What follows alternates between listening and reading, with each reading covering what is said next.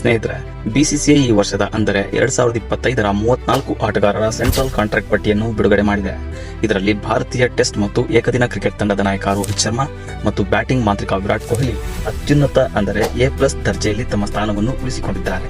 ಇವರ ಜೊತೆ ಕಳೆದ ವರ್ಷದಂತೆಯೇ ರವೀಂದ್ರ ಜಡೇಜಾ ಮತ್ತು ವೇಗಿ ಜಸ್ಪ್ರೀತ್ ಬೂಮ್ರಾ ಕೂಡ A+ ಸ್ಥಾನ ಪಡೆದಿದ್ದಾರೆ.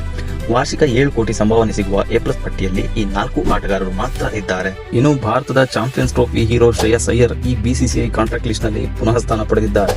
ಕಳೆದ ವರ್ಷ IPLಗಾಗಿ ದೇಶೀಯ ಕ್ರಿಕೆಟ್ ಅನ್ನು ನಿರ್ಲಕ್ಷ್ಯ ಮಾಡಿದ್ದಕ್ಕೆ ಇವರನ್ನು ಗುತ್ತಿಗೆ ಪಟ್ಟಿಯಿಂದ ಕೈಬಿಡಲಾಗಿತ್ತು.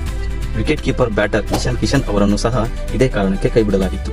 ಈಗ ಶ್ರೇಯಸ್ ಅಯ್ಯರ್ ಅವರನ್ನು B ದರ್ಜೆಗೆ ಮತ್ತು ಇಶಾನ್ ಕಿಶನ್ ಅವರನ್ನು C ದರ್ಜೆಗೆ ಸೇರಿಸಲಾಗಿದೆ. ಇನ್ನು ವಾರ್ಷಿಕ 5 ಕೋಟಿ ಸಂಭಾವನೆ ಪಡೆಯುವ A ಪಟ್ಟಿಯನ್ನು ನೋಡುವುದಾದ್ರೆ ವಿಶೇಷವಾಗಿ ರಿಷಬ್ ಪಂತ್ ಈ ಪಟ್ಟಿಯಲ್ಲಿ ತಮ್ಮ ಸ್ಥಾನವನ್ನು B ದರ್ಜೆಯಿಂದ A ದರ್ಜೆಗೆ ಮುಂಬಡ್ತಿಯಾಗಿ ಪಡೆದಿದ್ದಾರೆ.